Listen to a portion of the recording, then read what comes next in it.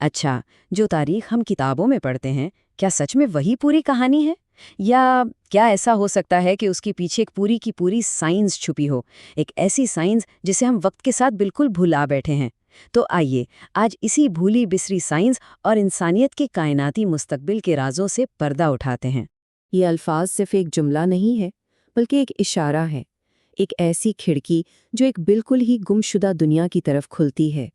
قدیم روایات میں سچ میں ایسے راز دفن ہیں جن کا آج کی دنیا صرف تصور ہی کر سکتی ہے۔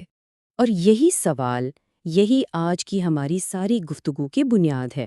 یہ ہمیں ایک طرح سے دعوت دیتا ہے کہ ہم اپنے ماضی کو ایک بالکل نئی نظر سے دیکھیں، ایک ایسے علم کی تلاش میں جو شاید آج بھی ہمارے ارد گرد ہی کہیں موجود ہے۔ تو چلیے اس اسرار کے پہلے باب کو کھولتے ہیں، اور اس کی شروعات ہوتی ہے ان ٹھوس ثبوتوں سے جو ہماری مروجہ تاریخ کے خاکے میں آپ دیکھیں گے کسی بھی طرح سے فٹ ہی نہیں ہوتے۔ ذرا سوچئے، ہزاروں سال پرانی تحریروں میں اڑنے والی مشینوں یعنی ومان کی ایسی تفصیلات ملتی ہیں جو آج کے ہوائی جہازوں کو بھی پیچھے چھوڑ دیں۔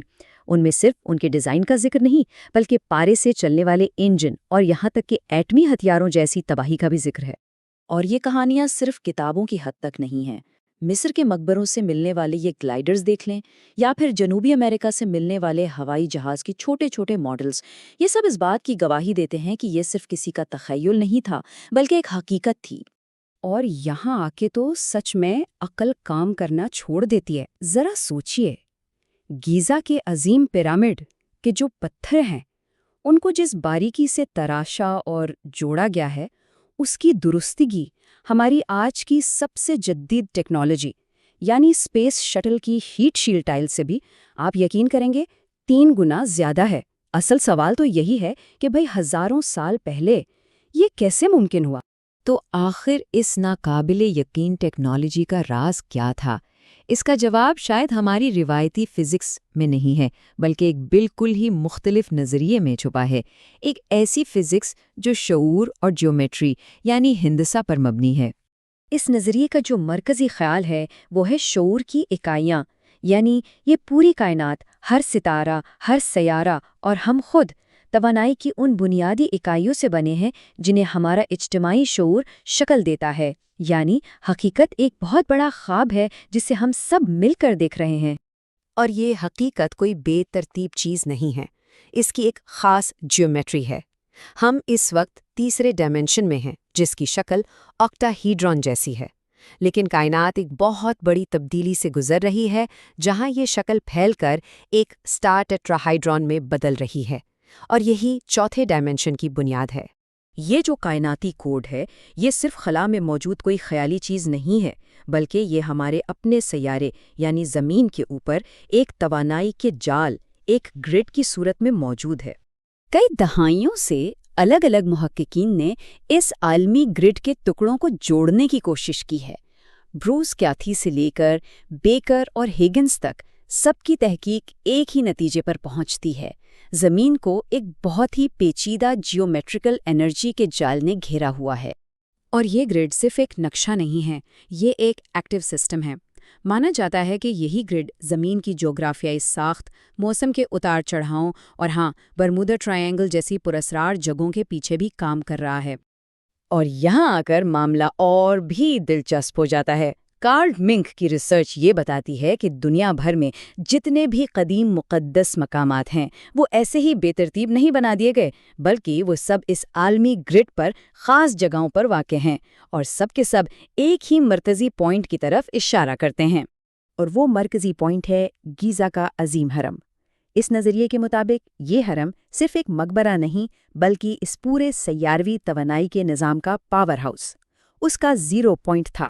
یہ سارا علم صرف ماضی اور حال کے بارے میں نہیں ہے، یہ ہمیں ایک بہت بڑی کائناتی گھڑی کا حصہ بناتا ہے، ایک ایسا سائیکل جو ہمارے اجتماعی مستقبل کا فیصلہ کر رہا ہے۔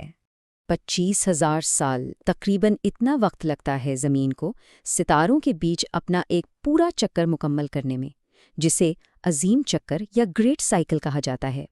تو اس تھیوری کے مطابق انسانیت اب تک ایسے 3 بڑے سائیکل سے گزر چکی ہے، اور یہ کل ملا کر بنتے ہیں 75,000 سال۔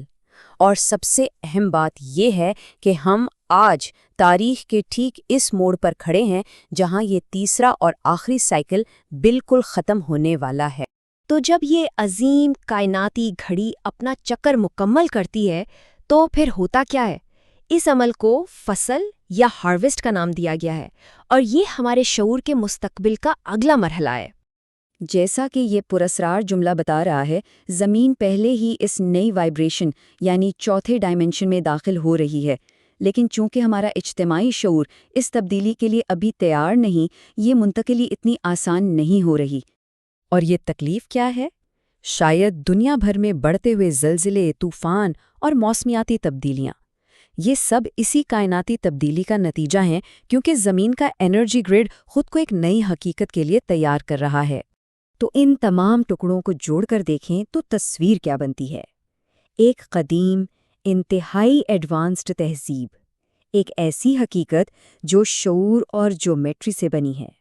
زمین پر ایک انرجی گرڈ اور ایک 75,000 سالہ سائیکل جو اب اپنے اختتام پر ہے اور ایک بہت بڑی تبدیلی لا رہا ہے۔ آخر میں یہ سب ایک بہت ہی سادہ لیکن گہری بات پر آ کر ختم ہوتا ہے کہ مادہ کوئی ٹھوس چیز نہیں، بلکہ یہ ہمارے خیالات، ہمارے خوابوں اور ہمارے جذبات کی ہی شکل ہے۔ ہماری اندرونی دنیا ہی ہماری بیرونی حقیقت کو جنم دیتی ہے۔ تو آخری سوال یہی رہ جاتا ہے کہ اگر یہ سب سچ ہے اور ہم سب مل کر اپنی حقیقت کو بنا رہے ہیں، تو اس عظیم تبدیلی کے دہانے پر کھڑے ہو کر ہم کیسا مستقبل بنانا چاہتے ہیں؟